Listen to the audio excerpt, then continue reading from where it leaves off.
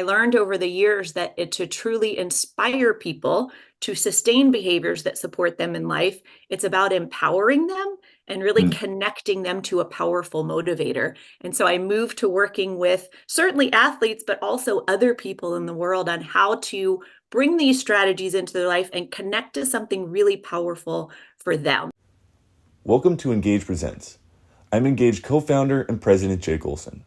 In this interview series, I ask Engage talent the most common questions we hear from event planners to help you get to know them and their stories in 15 minutes or less. Thanks for listening. Welcome to another episode of Engage Presents. I am Jake Olson, and with me today is a very special guest, Natalie Johnson. She is a culture expert, a performance coach, and the co-founder of Vital Work. Thank you so much for joining us today, Natalie. Absolutely. Thanks for having me, Jake. Absolutely. Not to steal your thunder, I'm going to let you kind of tell the audience, who are you and what would someone what would someone take away after hearing you speak? Well, as you said, I'm a culture expert and I also consider myself a performance coach. I started my career working in sport, specifically in sports psychology, and have evolved over the years into a culture expert in the workplace. And so my topics that I present on when I'm speaking really fall into three different buckets. There's the first bucket of energy of people. So it's physical, emotional, mental, and even spiritual energy of people. It also falls into the bucket of creating authentic team connection. And then finally, under courageous leadership. So I provide a lot of different topics, but they all fall into those buckets of energy, connection. And I think maybe the other thing that might be helpful for people to hear is that my real goal in speaking to different groups, especially around keynotes, is to leave people feeling really inspired and also empowered at the same time so that they can take what they've learned and actually really use it in their life. What got you all into this, Natalie? It kind of seems, like you cover a lot of these topics, and it seems like it's personal. You know, it is a little bit personal, Jake. I think one of the first things that got me into transitioning into working with organizations instead of sport is I noticed at a really young age that all these things that we do for athletes to support them so that they can sustain a high level of performance, especially when their world is crumbling around them, Right. we can all do these things. Everything from the way that they physically train, but especially to the way they train emotionally and mentally, it's all beneficial strategies that help everybody in life and help people in life to sustain their high performance when they're facing adversity and stress. So the first thing that got me into it was recognizing, you don't necessarily have to be a professional athlete in order to benefit from all these strategies. And I Sure. think the second thing that really drove me to supporting people at work is that, people when people are making change in their life around behavior, it's really hard to sustain long-term change if it's not connected to something really valuable to them. And I Mm. noticed in sport, in my experience, that athletes were really great at following training and strategies when we were in season, but then we would move to the off season and they weren't so great.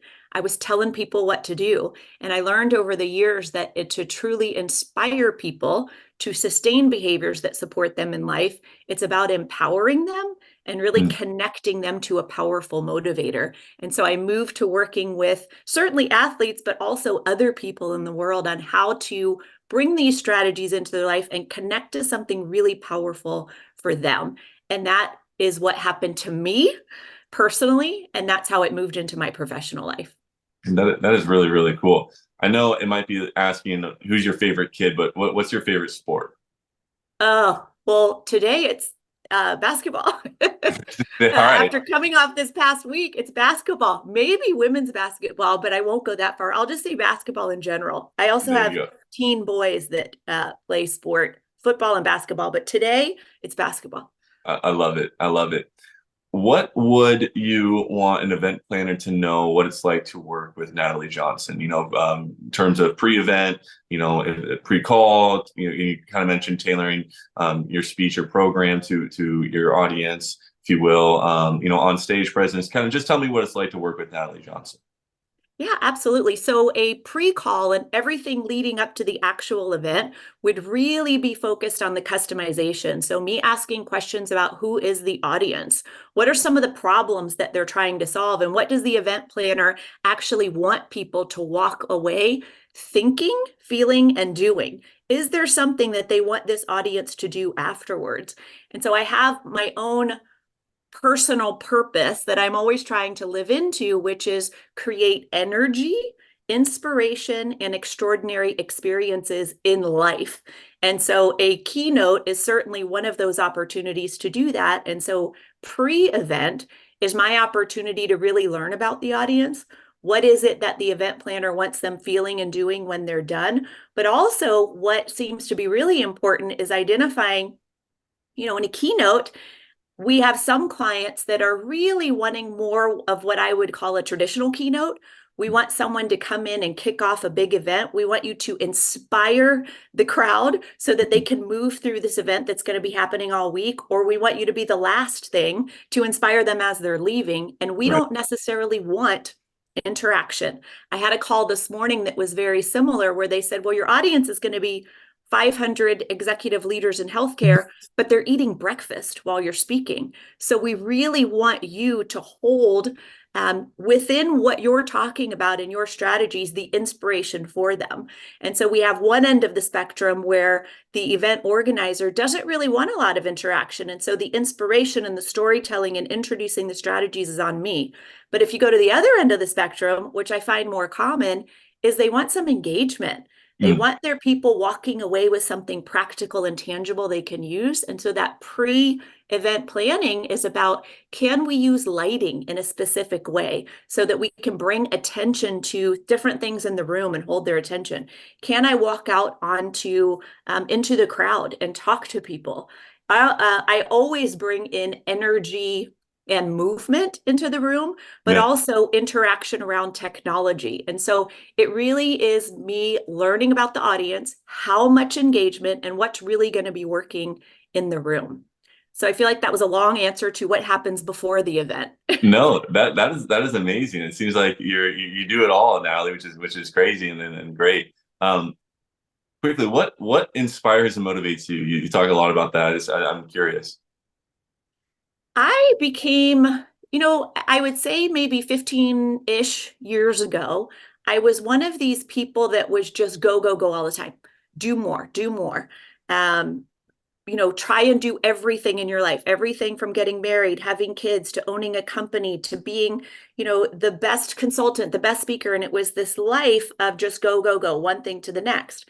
And I learned from a world-renowned performance psychologist, his name is Dr. Jim Loehr, that until we become more intentional about where we're spending our time and our energy, we're not really ever going to get to that place that we're going.